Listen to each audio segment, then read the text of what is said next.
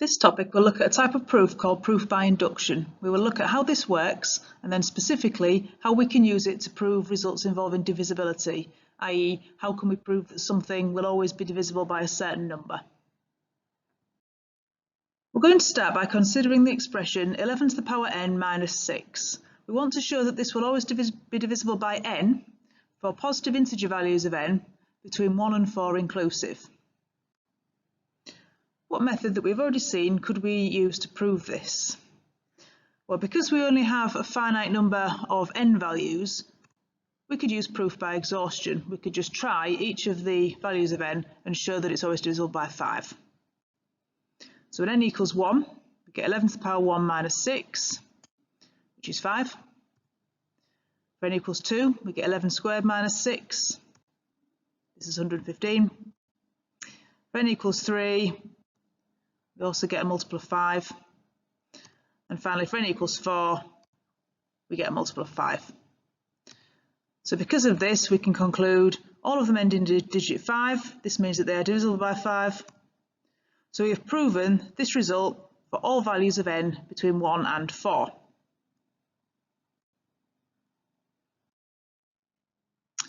Now if we had the result that n equals 4 gave us something that was divisible by 5, could we use that fact to help us prove the result for n equals 5? Well, we already know that for n equals 4, we get this number here. We can see it's a multiple of 5. So we can just call it 5a, where a is an integer. This way 5a will be a multiple of 5. So if we just rearrange this slightly, instead of 11 to the power 4 minus 6 equals 5a, we're just going to add the 6 to the other side so that we get 11 to the power 4 equals 5a plus 6.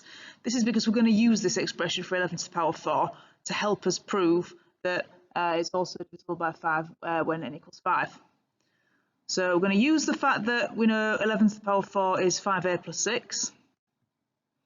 We're now going to consider the expression when n equals 5. So we're going to have 11 to the power 5 minus 6. Now we can write 11 to the power 5 as 11 multiplied by 11 to the power 4. So this expression becomes 11 times 11 to the power 4 minus 6. We can now use the expression we had up here for 11 to the power 4, which is 5a minus 6. And we can put 5a minus 6 into this new expression. So we get 11 times 5a plus 6 minus 6. If we expand this and simplify, we get 55a plus 60. We can see that 55 and 60 are both multiples of 5. So therefore this can be factorised as 5 multiplied by a bracket. And this bracket we know is an integer because this is 11 times an integer plus 12. So therefore we know that this expression must be a multiple of 5 as well. So what we have done here is we've used the fact that we knew the n equals 4 case was divisible by 5, and we've used that result to help us show that the n equals 5 case is also a multiple of 5. Let's just see if we can continue this thinking with n equals 6. So we're going to use the fact that we now know n equals 5 gives us a multiple of 5. And we're going to try and use that to help us show that it also works for 6. So from the previous slide, we had that 11 to the power 5 minus 6, which was the expression for when n equals 5, we knew that that was 5 times 11a plus 12. Now, the 11a plus 12 is kind of irrelevant here. All we need to know is that it's an integer. So therefore, we can actually replace that, maybe call it b. So we can say the n equals 5 case, 11 to the 5 minus 6 equals 5b. Then in exactly the same way that we did previously, we can rearrange this to give us the fact that 11 to the power 5 is 5b plus 6, where b is an integer. We're now going to use that to help us prove that the n equals 6 case is true. So the n equals 6 case will be 11 to the power 6 minus 6. We can write 11 to the power 6 as 11 times 11 to the power 5, as we did before. And we can replace 11 to the power 5 with this expression here, 5b plus 6. Again, now expanding this out gives us quite a similar expression to last time, just a slightly different algebra. and we end up with another multiple of 5 times and then a bracket. So what we've done here is we've used the result that the n equals 5 case was true, and we've used that to help us prove that the n equals 6 case is true. So this forms the basis of proof by induction, the idea that if you know that something works for the previous term, if you can use that to help show that it would work for the next term along, you can then continue that indefinitely. You could continue and allow n to tend to infinity, essentially. So this process is called proof by induction, and the step where you jump from one n value to the next n value is called the inductive step. So we're going to look at how can we do this for general values rather than specifically for n equals 5, n equals 6 and so on. So proof by induction requires you to set out the proof in quite a clear way. You need to be follow the steps in a logical order. You need to express the ideas clearly. So first thing you need to do, the first step, is you make the assumption that for some value of n, we're going to call that particular value of n k, that the statement is true. So we're going to assume that it does work for one particular value of n, which we're calling k. We're then going to say, if this assumption is true, if it is true for n equals k, show that it would always be true for the next number along, that it would also always work for n equals k plus 1. This is a bit like the step where we showed that if it was true for n equals 4, it was then true for n equals 5. And when we showed that it was true for n equals 5, it was also true for 6. So if we can do this, if we can show that the rule would always work for k plus 1, given that it worked for k, we then need to start the process off. So we need to start with a value of n, substitute that in and show that that works. Normally we use 1. So we would substitute in n equals 1, show that it works for that.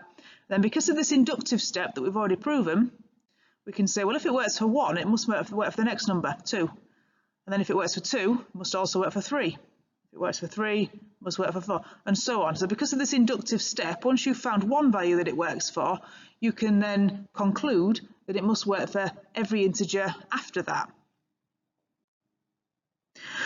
The statement at the end is very important. You have to then put a statement summarising what you've just shown. So a typical statement would be, the statement is true for n equals 1, and if it is true for n equals k, it will always be true for n equals k plus 1. Therefore, we have proved by induction that it is true for all n values greater than or equal to 1. The wording of this statement is quite important, and you will need to practice making sure you've articulated this correctly. So a particular type of proof by induction that works for divisibility proofs tends to follow these sorts of lines. If you're trying to prove that something is divisible by an integer, d, so d is like the 5 in the example we just did, you start off by writing your assumption that f of k is d times an integer, so d times a. This is the assuming step. This is the step where we assume that it's true for n equals k. We then look at the expression for f of k plus 1, and we try to find a term in there that also appears in f of k. You may need to rearrange f of k slightly in order to make that work. You need to isolate a term that also appears in f of k, and then substitute the thing that you've assumed in the f of k line into the f of k plus 1 line, and usually from there we'll then simplify down, and you'll also then be able to prove that f of k can be written as a multiple of d as well.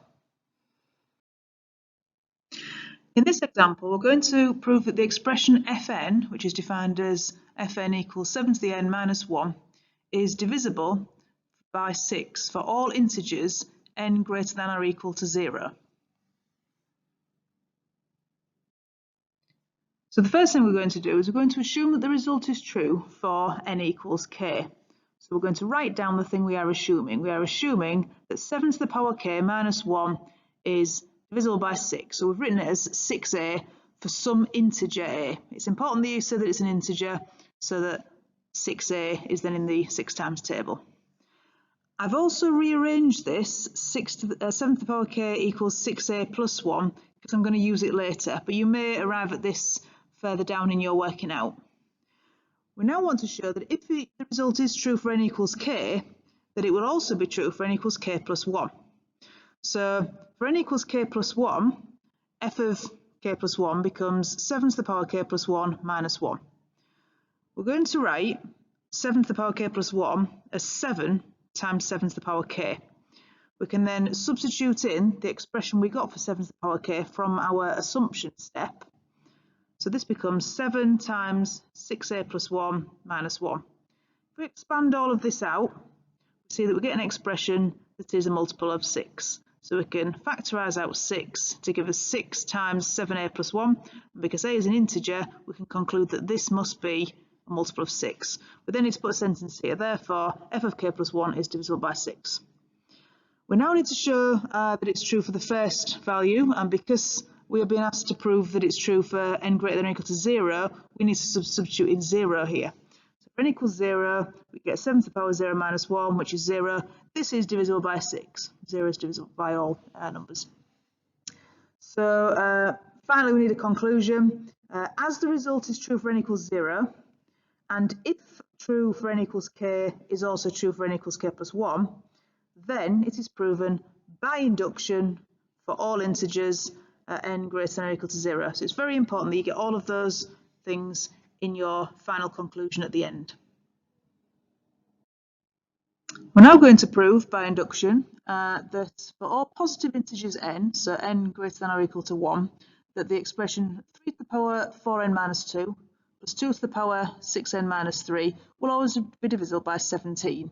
So this one's going to take a little bit more simplification of algebra in order to get it to work, but the basic premise is the same. So we start off by writing down our assumption that it is true for n equals k. So the thing we are assuming is that 3 to the power 4k minus 2 plus 2 to the power 6k minus 3 is equal to 17a for some integer value of a. So this is just the expression of fn, but with k substituted in. We're now going to consider the n equals k plus 1 term. So we're going to go back to this expression and substitute k plus 1 in where all of the n's are. This will then need the powers simplifying a little bit. So we're trying to show that this will also be divisible by 17. So we get 3 to the power, and then it's 4 times k plus 1 minus 2, and 2 to the power 6 times k plus 1 minus 3. So we can simplify down the indices here to give us this expression. 3 to the power 4k plus 2 plus 2 to the power 6k plus 3.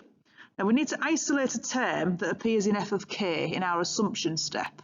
So because 3 to the power 4k minus 2 appears in our assumption step, we're going to start off here, we're going to just substitute, we're going to subtract 2 to the power 6k minus 3 over to the other side, so we end up with 3 to the power 4k minus 2 equals 17a minus 2 to the 6k minus 3.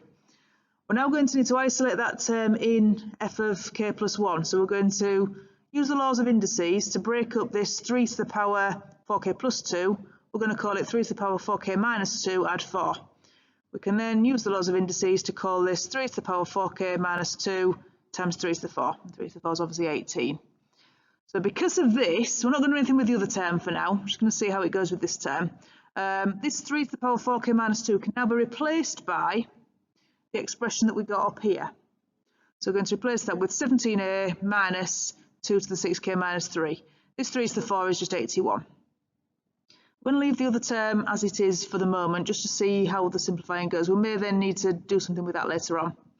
So simplifying this down, multiplying it out, we get 17a multiplied by 81 minus 2 times 2 to the power 6k minus 3, also times 81. Now, we've broken this down now into 2 to the power 6k plus 3. We've written as 2 to the power 6k minus 3 times 2 to the 6. This is so that we can combine these two terms together. We need them to have the same power. 2 to the power 6 is 64. So replace this term here with 2 to the power 6k minus 3 times 64. And then because we've now got a factor of 2 to the 6k minus 3 here and here, we can pull that out as a factor, leaving us with negative 81 and plus 64. Negative 81 plus 64 is negative 17. So at this point, we can see how this is going to come together. So continuing on to the next slide. This is where we'd got up to on the previous slide, this line here.